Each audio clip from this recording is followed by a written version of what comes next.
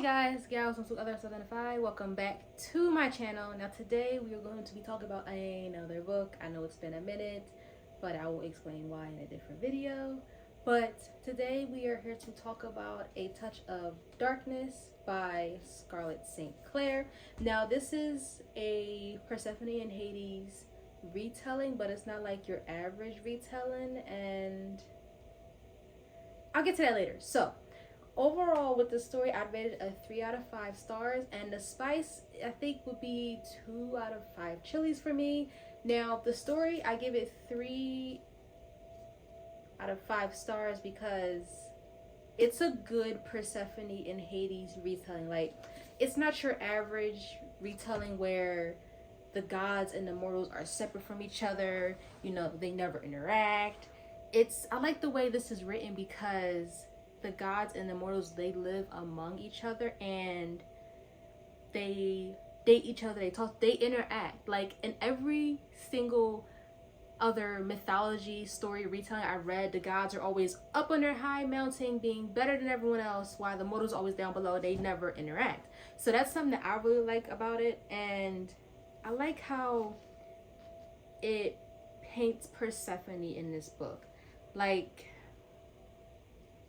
other Persephone and Hades retellings, it paints her as very timid and reliant on other people, where in this book it paints her more, I guess I could say, like as a normal person. Like, sure, she has her timid bits, but she's also more confident and assertive, and I really like this version of Persephone a lot. Now Hades, we don't really, the book is written from Persephone's point of view, so we don't really get to see much of Hades other than through her eyes. And I like how I can't say, it's hard doing these because I can't say too much. I'll give it away. But yeah, so I like how it's written, and it seems like it's written in a very, we could be living in this book and not even know it, besides, like, you know, meeting gods every day. And it's like you could really put yourself into this universe, because it's like I could be walking past Aphrodite and not even know, like, because they obviously they're gods, they have magic powers, whatever, they can hide themselves, so you truly never know. And I think that's really cool, and it's a really nice thing to do with the book. So this book has 392 pages. It's not long, but it's enough to make you wanting more, if that makes sense. Like, I don't have the second one, but I kind of have the second one on my iPad in my Kindle app, because I have Amazon Prime and there's Prime Reading, and then the second book is in Prime Reading. So I have it, but I don't have it, you know? So I can read it, but I don't own it, because, you know, I like me a hardback book, you know? But yeah, so it's just shy of 400 pages, which isn't too much, and honestly, it flies by. It flies by, and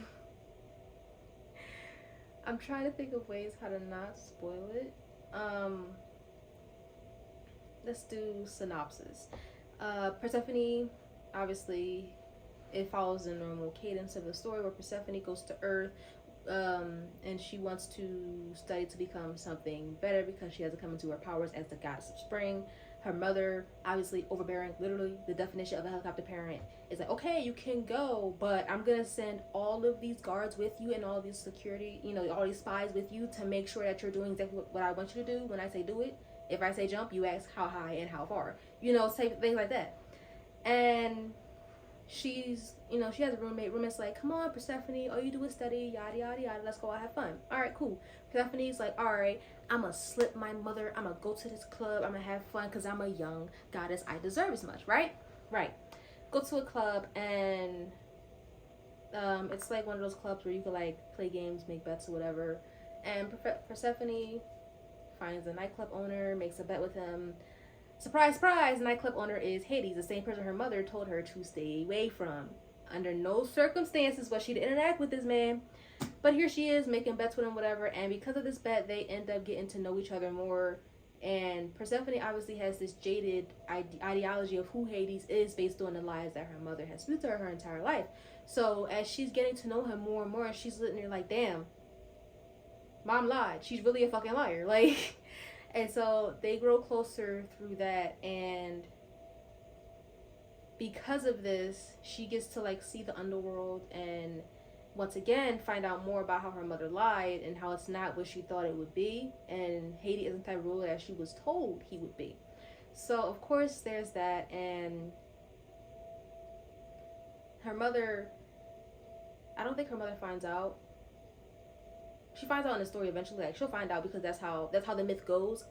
Like this is one of those books where like it's hard to not give it away because everybody knows the story of Persephone and Hades and how exactly it has to go. Like what steps have to be met in the story in order for it to be complete. So of course she finds out because that's how the myth goes. She finds out for Persephone to be with Hades. Yeah, that's the myth, you know? So just think of the Persephone and Hades story taking place in our world. Like we could be sitting here chatting it up, yada yada yada, breaking on Fox News as Persephone and Hades walking out the club, you know, like that's what I'm saying. Like it's casual, which makes it that more enjoyable and that more believable. So yeah, when I give it 2 out of 5 chilies is because it has some spicy scenes in there, yes, but it's not like dripping spice with no story, no plot. Like the spice is carefully interwoven into the story. It doesn't feel like it's bum rushed in there like, oh, the reader's getting bored, gotta add some spice in there. Like it doesn't seem like that. It's very interwoven into the story, and I feel like the way it's put in there, it flows with their myth very well. So that's what I'll say. That the spice scenes they're all right. Like, you know, there's nothing it's nothing crazy like what I'm used to reading, which you can probably see on my shelf right there. But we're not gonna talk about that, okay? Unless you guys want to know the books that I've read. But if so, comment down below. That could be a whole nother video. But I got lost in how, I guess, normal it all felt in the story. Like people were like, oh yeah, I saw Apollo when I was coming back from work.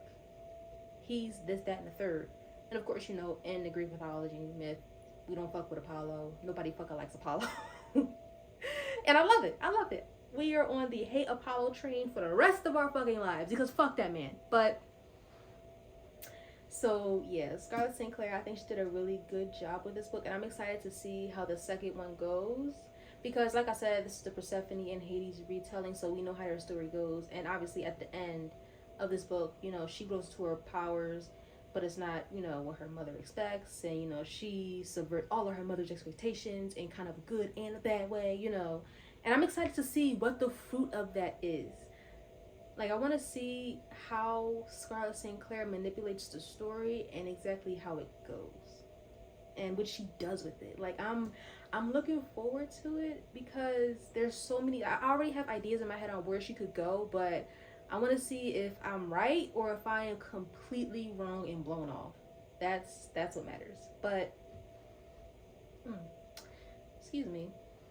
I will definitely put all of her social medias down in a link below. I'll put I'll put her website, her Facebook, Instagram, Twitter, all that good stuff down on the website below, so that we can go ahead and, you know, look at all the other things that she's written. A lot of books. She's written a lot of books, and girl is good at it. Like, I think she's a New York best time seller or something like that. She's good at it. So yeah, you can take a look, peruse through her site, peruse through all of her works, and find something to read, because you'll definitely find something that you like. And I'm excited to explore more of her books and to really get to know her better as an author.